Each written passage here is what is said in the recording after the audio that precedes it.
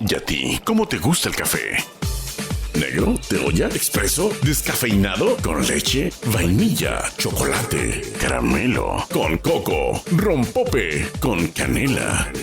Cualquiera que sea tu favorito, lo puedes disfrutar con Nelly Zanoja, quien presenta Un Café con Nelly. Amigos de Un Café con Nelly, en esta ocasión tengo un invitado que visita el Café con Nelly, pero él está desde la Ciudad de México, a quien le quiero dar la bienvenida, Pedro Fernández. ¿Cómo estás, Pedro? Muy bien, ¿y tú? Muy bien, también, muy contenta de que hayas aceptado la invitación a tomarte un cafecito aquí conmigo. Muy contenta. Oye, bueno, vamos a empezar a platicar de ti porque sin duda la historia ha formado parte del gusto por lo que tú nos compartes a través de tus libros, ¿no? Cuando estamos en la escuela, nos ponen la materia de historia. Ajá. Y solo algunos alumnos gozan de la materia de historia. La mayoría están así. ¿Tú eras un niño que gozaba de las historias en ese momento? ¿O no fue desde niño? Me gustaba la historia porque mis papás leían muchísimo de historia y de verlo en el librero yo empecé a leer novela histórica justamente en primaria, pero que yo disfrutara la clase, no, para nada, porque justamente, como dices, es bien aburrido sentarse a repetir fechas, porque eso es lo que hacen. Yo me acuerdo que efectivamente así era la actitud, ¿no? Fue hasta la prepa donde tenía un maestro que nos contaba la historia y decía, y llegaban los bandidos. Entonces ya te abrían los ojitos y te daban ganas de saber más. Pero fue hasta la preparatoria donde a mí, por ejemplo, sí me llamó la atención voltear a ver la historia. Sí, es que, o sea, tiene que ser así como dices, que te la platiquen. Yo me acuerdo que también nos ponían a ver pedacitos de telenovelas históricas, entonces ya como que te animabas y veías que la historia sí es interesante, pero creo que todos tuvimos un maestro así, pero también creo que son los menos. Oye, ¿y cómo es que te dedicas tú a la novela? Es decir, quiero hablar precisamente de una parte de la historia, ¿no? Siendo autor ya de varios libros, entre ellos, pues ser autor de bestsellers como Yo, Díaz, Iturbide y Morir de Pie, y lanzas ahora Querido Don Benito, el amor que salvó a la patria. ¿De dónde viene esta idea? Cuéntanos cómo surgió.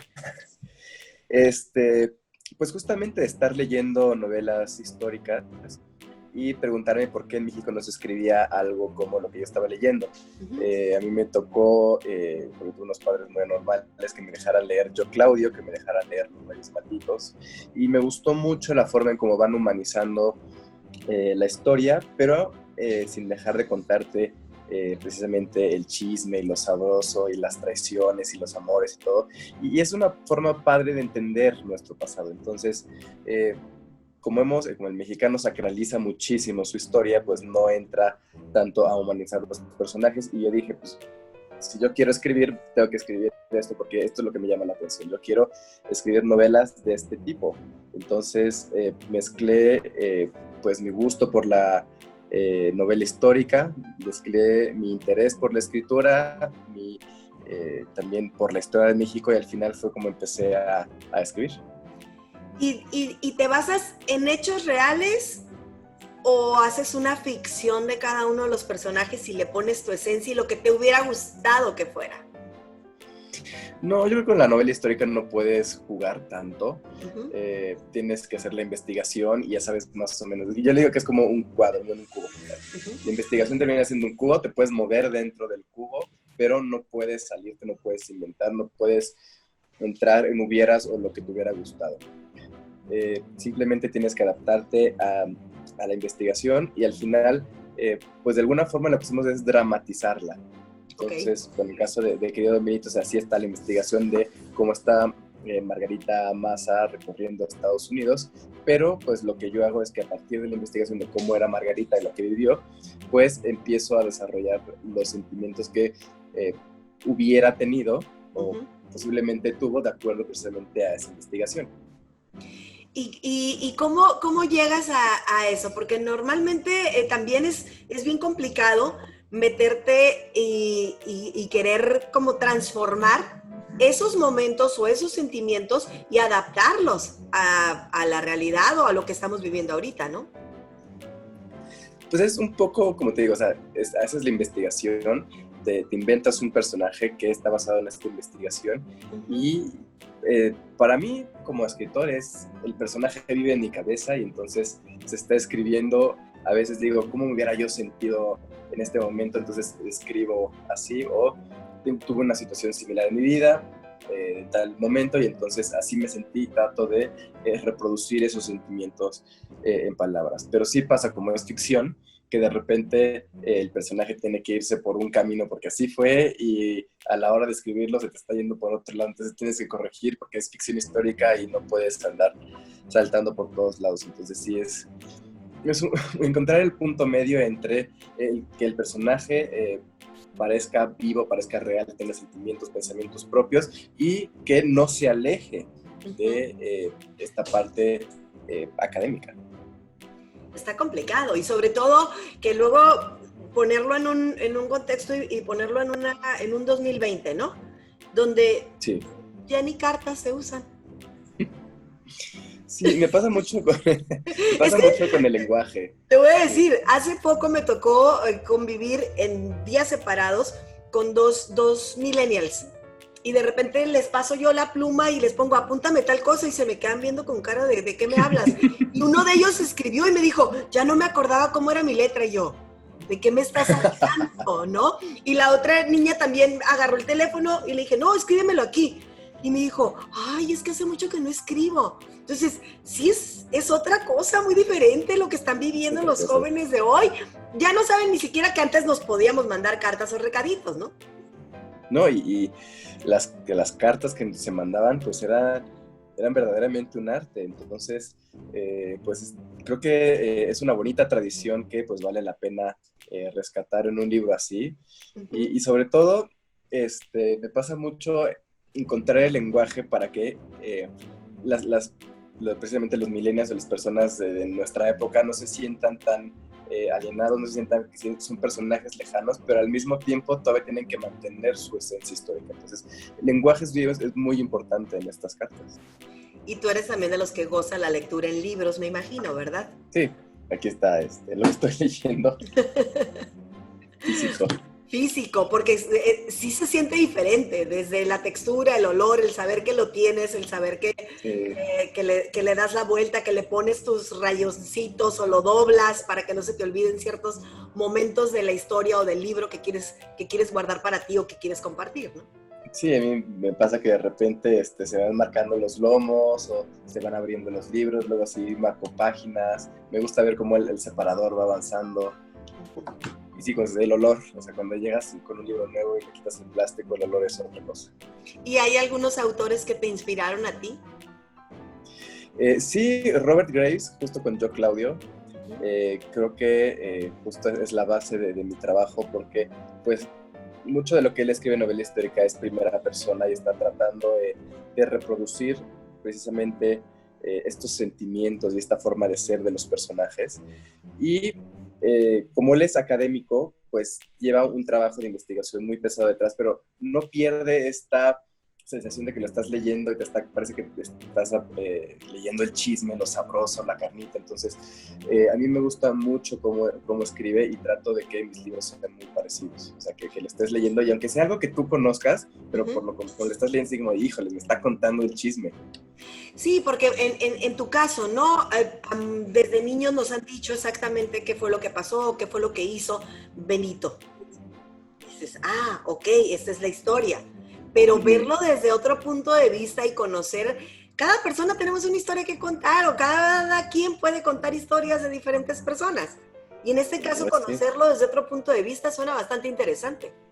Pues desde el punto de vista de su esposa, porque ya no es la parte política que siempre nos recetan, ya no es no sé por qué siempre vemos a Benito de levita posando con el peinado de raya al lado cuando no era tan serio y tan solemne. Oye, porque lo vemos diario, Sí. porque lo vemos diario en las historias o en lo que nos cuentan de que así fue, pero pues también era un ser humano que tenía una Exacto. familia, que vivía, que compartía y que a lo mejor tenía los mismos problemas que todos nosotros, ¿no? Entonces, verlo a través de los ojos de su esposa es ver cómo, o sea, que ella se acuerde cómo la enamoraba o que a Benito le gustaba bailar, entonces iban a bailar. O sea, creo que eso está bonito, porque ya no es el Benito solemne, es el Benito que invita a Margarita a bailar, es el Benito que tiene que enamorarla, es el Benito que sabe que de repente con todas las cosas políticas está perdiendo a su esposa y tiene que volver a enamorarla. Entonces, creo que es una historia de amor constante entre ellos dos que también se tiene que contar. ¿Qué fue lo que más te gustó de tu investigación?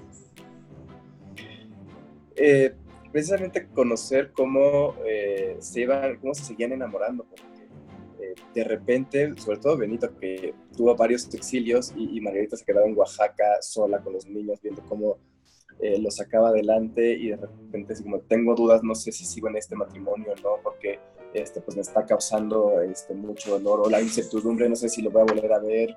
De repente pasan semanas y no tengo noticias, pero encuentran los dos como, los dos tienen documentos, cartas o, bueno, entre ellas, tanto para otras personas, pues ves cómo van encontrando pues, estas formas de mantener vivo el amor o vivo el matrimonio. Pero creo que es un matrimonio que sí mantuvo vivo el amor durante todos esos años. Entonces, es muy bonito leer esa historia y contar la vida de México a través de ellos, porque es como, en el caso de Benito, como digo, es siempre la parte política y siempre es entre los individuos, como entre las naciones, el respeto al derecho ajeno, la paz y todo, pero no vemos cómo eran en privado, cómo eran como esposos, cómo eran como padres, y eso me encantó, o sea, redescubrir ese lado de los Juárez.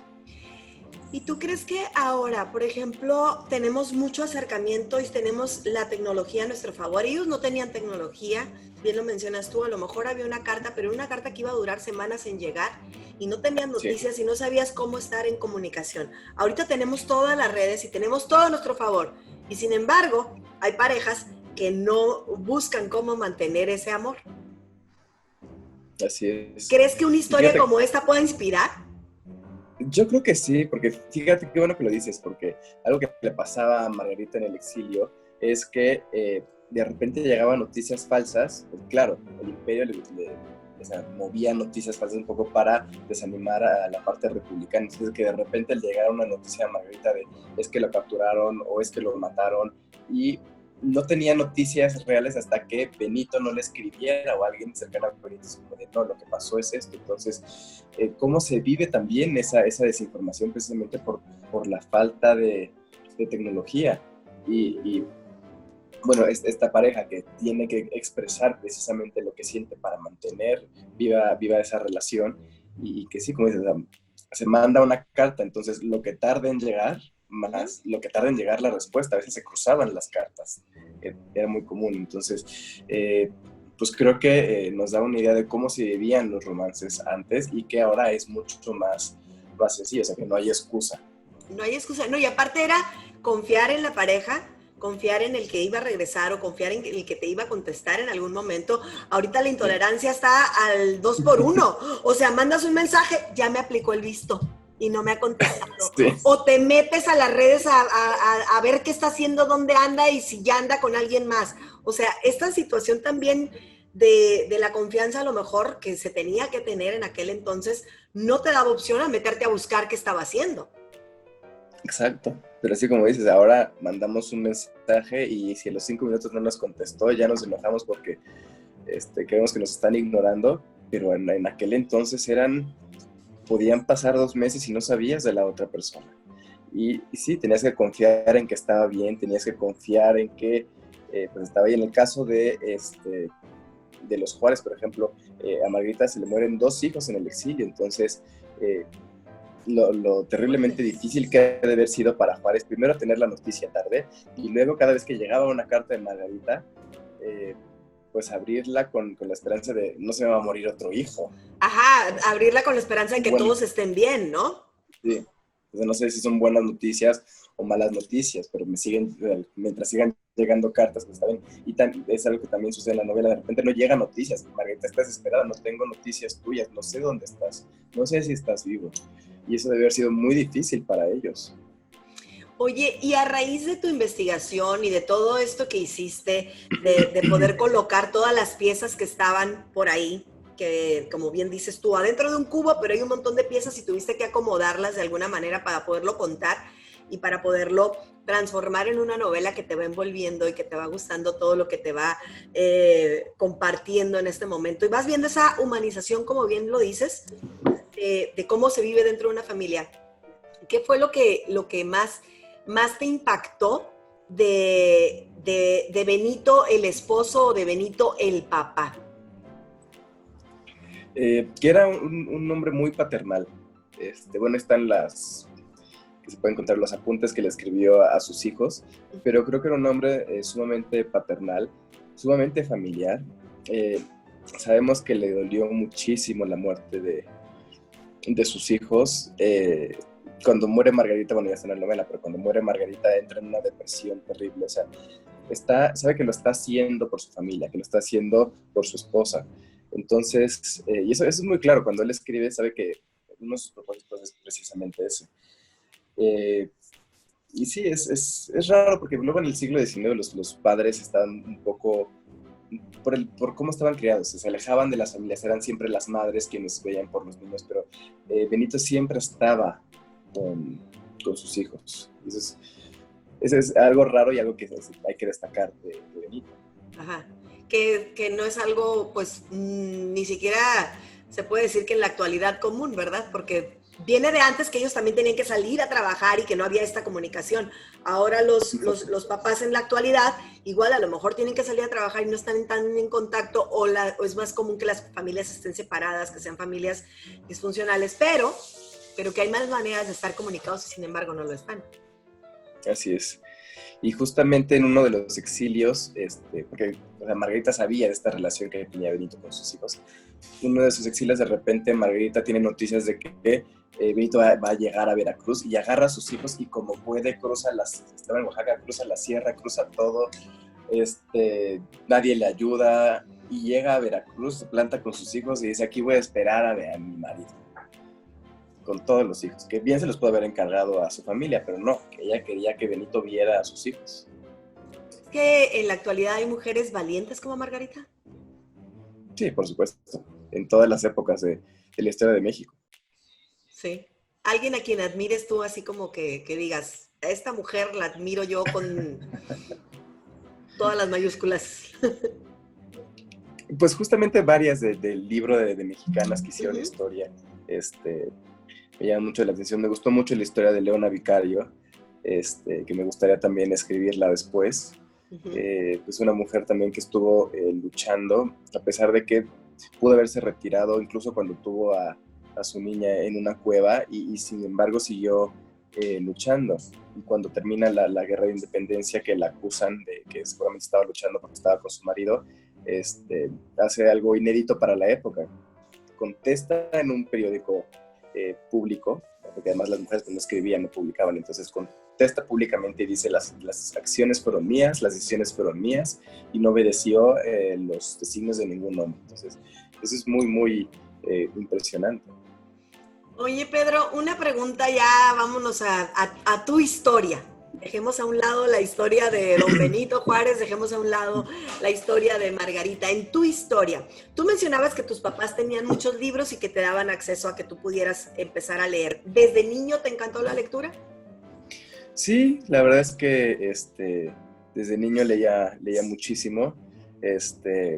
Leía las historias de Sherlock Holmes, luego leía Agatha Christie.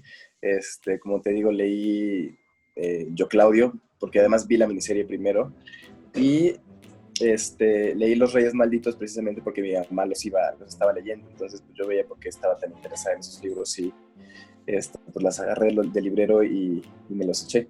Pero entonces, también te dabas tiempo de jugar en la calle con tus compañeros, con sí. tus vecinitos, ¿o no? Sí, también jugaba con mi hermana, jugaba con mis amigos y jugaba tenis también. Porque muchas veces Creo que no es muy común un niño que lea. Y entonces los amiguitos te pueden atacar y empezaban con esta cuestión de, ay, tú te la pasas leyendo, y ay, no viviste ese ahora llamado bullying. Pues como tal, bullying no, pero pues sí recibía obviamente críticas de algunos compañeros de clase, pero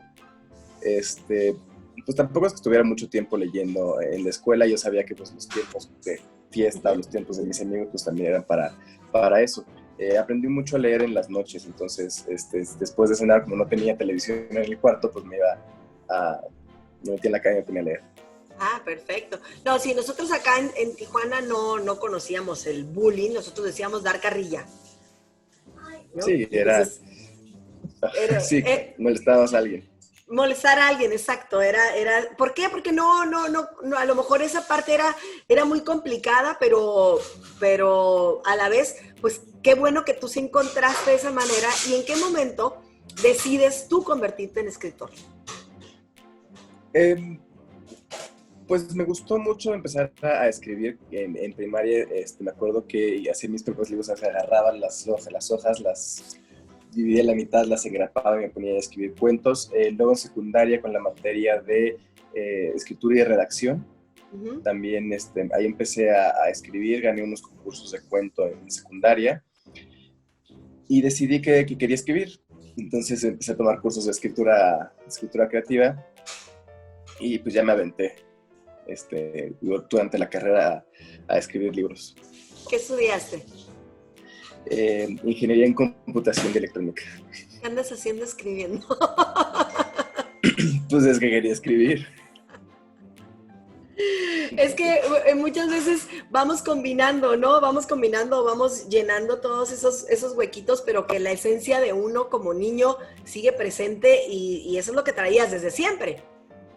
Sí, pues quería contar esas historias y pues para mí eran, digamos, un hobby y al final pues se convirtió en mi carrera. ¿Y qué sentiste en el momento en el que buscaste la oportunidad para poder publicar, por ejemplo, tus historias y que ya en el momento en el que te dicen, sí, estamos listos para publicar? ¿Cómo fue ese momento? La verdad, como que no te lo crees, porque realmente se publicó mi cuarta novela. Las otras tres como que no hubo un interés, las estuve buscando en las editoriales, no pasaron los dictámenes. Entonces cuando al final me dijeron que sí, fue como un momento de realidad. Uh-huh. Tanto cuando me dijeron que sí y firmé el contrato, como cuando fui a una librería y por fin vi el libro en un aquel por primera vez. Y estaba yo todo emocionado tomándole fotos y salió el gerente de la tienda a decir que ya, por favor. Pero pues, yo creo que es como cuando uno empieza en el mundo de la locución y escuchas tu primer comercial al aire, ¿no? Le subes. Esa emoción no se compara. La primera vez que te das tu trabajo, sí. ¿Qué edad tenías cuando pasó eso? 26 años. ¿Ibas tú solo o iba alguien contigo y te ayudaba a tomar las fotos? No, iba yo solo. No, pues esa emoción, ¿cómo? La tenías que compartir de alguna manera, ¿no? Entonces, yo tomando fotos y subiéndola a todas mis redes sociales, así como de, aquí lo pueden encontrar. Digo, ya está en todas las librerías, pero yo sí digo, aquí lo pueden encontrar y estoy aquí, no sé. Tenía que presumirlo. Y el sueño de todo escritor también es como que su historia, que su libro se convierta. Pues que se venda, bueno, que se lea. Para que pase la ambulancia. Sí, es que tengo hospitales aquí cerca, entonces. Okay. El libro de todo escritor, el libro de toda persona que tiene su libro, pues obviamente, además de que se venda, que se convierta en un bestseller. ¿Lo tienes tú como fijación o de la nada se convirtió y te fueron y te dijeron, ya es un bestseller tu libro? Pues sucedió de la nada. O sea, más bien yo creo que lo que yo quería era que se leyera y poder vivir de esto. Uh-huh. Yo tampoco estaba esperando que se convirtiera en el siguiente premio Nobel o en el siguiente Harry Potter, pero al menos que se vendiera y que se leyera y que pudiera vivir de esto. Ajá. Y así ha sido. Así ha sido, porque ahora sí me dedico por completo a escribir. ¿Dejaste a un lado la ingeniería? Sí. ¿En algún momento? Lo que te iba a decir, ¿en algún momento sí ejerciste? Sí. ¿Sí? Claro que sí. pero Sí, ahora definitivamente dedicado a la escritura. por completo a la escritura. Oye, y por otro lado, tu nombre, Pedro Fernández. En Sí. México hay dos, se puede decir como, hay un cantante que desde niño empezó su carrera, que era Pedrito Fernández. ¿No te daban carrilla o te molestaban porque te llamabas igual que él? ¿No te decían que si eras el niño de la Este, mochila azul? no, me decían que cantara, pero la verdad que como canto muy mal, pues ya. Pero no, nunca hubo ningún tema. Aunque sí me ha tocado en un par de ocasiones que de repente vaya a hacer alguna entrevista y el entrevistador piensa que va a ir el cantante ¿Cómo y crees? llego yo. Sí. Porque sí es otra generación completamente diferente a la tuya. Digo, él es mayor a ti, pero en general sí de repente podrían pensar. Entonces sí te han llegado a decir así como, ¿y nos vas a cantar? ¿Y tú de qué me estás hablando? Sí, sí me ha pasado. Sí te pasa. Sí. Pero bueno, Te ven llegar y dicen, ay, no, ese es muy jovencito. Porque sí, Pedro como, ¿y tú Fernández, quién eres? o Y no yo te que dicen, vengo a ¿es tu, entrevistar, ¿no es tu papá? que mi papá también se llama Pedro Fernández. ¿Perdón? Que mi papá también se llama Pedro Fernández. También se llama Pedro Fernández. ¿Y a él también le dicen Sí. o no? Pues no sé, la verdad no sé. No, no lo hemos platicado, pero sí. Pedro J. Fernández. ¿De qué es la J? De José. De José. ¿Y nunca has utilizado el Pedro José? Eh, Al principio lo usaba, pero como no me gusta, entonces lo platiqué con la editorial y decidimos usar una forma más corta. Entonces quedamos como Pedro J. Fernández, también para hacer pues la distinción con el cantante. Ok. A ver, Pedro. Los pecados de la familia Montejo. La última sombra del imperio. Iturbide. Morir de pie. Una vez mexicanos que hicieron historia y yo Díaz. Y además, pues en este Morir de caso, pie. morir, ¿qué? ¿Tu favorito? Querido Sí, Don ahorita sí. Benito. Dime, ajá, ¿cuál es tu favorito? Así como que tú digas, ay, a este le tengo un cariñito muy especial. Me gustó muchísimo, querido Don Benito. Antes era Yo Díaz y ahorita es Ujú. querido Don Benito, mi libro favorito. No sé, se escribió solo, se escribió muy rápido, me gustó mucho cómo quedó. Y además, pues, la editorial no sabía nada de este libro. Generalmente cuando voy a escribir un libro, pues tengo que venderles a la editorial el concepto y todo para que pues vean el interés comercial. Y hay veces que voy y les vendo un concepto y me dicen, no, ¿sabes qué? Ese no es comercial o no lo escribas ahorita, no porque va a salir otro libro parecido. Entonces, pues también me tengo que ajustar a lo que ellos dicen. Este libro no se los dije, lo escribí, tal cual les dije, aquí está el manuscrito, Ujú. me gustó mucho y al final, porque más para ellos, bueno, ellos me habían dicho que Benito Juárez como que no es interesante y no vendía tanto y al final, pues está padre que les haya dado la vuelta, así como de sí, a la gente sí le interesa Benito Juárez. Entonces me gustó escribirlo, me ha gustado la recepción y pues estoy muy contento con él. ¿Por qué, como lectores, debemos de leer ese libro?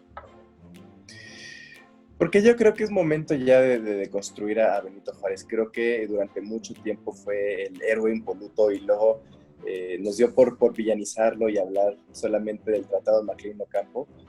Pero digo, más allá de esos momentos, creo que es momento ya de hablar de un Benito Juárez humano, de un Benito Juárez que fue padre, que fue esposo, que fue algo más allá de lo que vemos en los libros de texto o incluso en los billetes. Entonces, pues ahora que está tan de moda hablar de Benito Juárez, sobre todo con este presidente, pues qué mejor manera que hablar de su lado humano. Algo que tú traigas planeado, que tengas ahí guardadito en algún cajón, que digas, todavía me queda esta historia, pero sí quiero compartirla de alguna manera. Algo que tengas por ahí guardadito. Pues siempre tengo historias que quiero escribir. La terminé. Estoy terminando una novela de Malinche, pero yo creo que de las semblanzas de los dos libros de Había una vez mexicanas que hicieron historia, pues van a salir más novelas porque creo que hay mucho que contar todavía de mexicanas en la historia. Ay, qué suave, ya la quiero leer. Ya. Oye, ¿y algo que te falte por hacer? Así que tengas tú en tu lista de deseos, en tu lista de pendientes. No, seguir escribiendo. Digo, me encantaría si se pudiera que alguno de estos libros llegara al cine o a la televisión, eso sí me encantaría, o incluso al teatro. No sé, me encantaría ver estas historias pasar a otro medio. Y si algún director de teatro te dice, órale, vamos haciendo esta historia, pero tú la actúas, ¿lo harías? Actuar no, escribir sí. Poder escribir el guión. ¿No te animarías a actuarla? No, No, dices, no. que eso lo hagan los actores. ¿Tú qué sabes? No, pues es que soy muy mal actor, de verdad. Con un buen director a lo mejor se pudiera A lo sacar mejor. algún talentito por ahí escondido, ¿no? A lo mejor, no, pero además me da pánico escénico. Si me da pánico presentar los libros, mucho más me va a dar pánico interpretar un personaje en el escenario.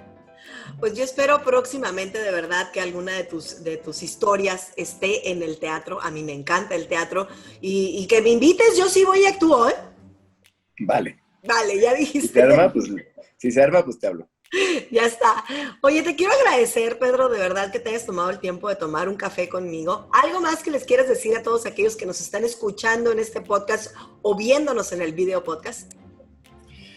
Pues que sigan cuestionando la historia de México, que hay todavía mucho que aprender, hay mucho que seguir deconstruyendo y que no nos quedemos con lo que nos dijo una maestra en un salón de clases hace muchos años. Entonces, creo que es momento de hacerlo y qué mejor que con una novela histórica. ¿Y en algún momento piensas escribir alguna novela que no sea histórica, sino que sea actual o una vivencia personal? Sí, me encantaría más adelante, pero de momento estoy disfrutando mucho el reto de la novela histórica, esto de recrear Méxicos que ya no existen o personajes que existieron y que dejaron un legado. Me gusta mucho el reto. Y quizás más tarde escribo algo sobre el México actual o algo sobre fantasía. Perfecto. Te quiero agradecer de verdad de corazón el tiempo que te has tomado para estar platicando aquí, tomándote un café con Nelly. Bueno, invitamos a todos a que disfruten también de tu obra, a que conozcan un poco más de la historia desde este punto de vista. Así es. Gracias por acompañarme en Un Café con Nelly. Por hoy terminamos. Cualquiera que sea tu café favorito, te invito a que te lo tomes conmigo en la próxima edición. Sígueme en Facebook, Twitter, Instagram y YouTube como Nelly Sanoja.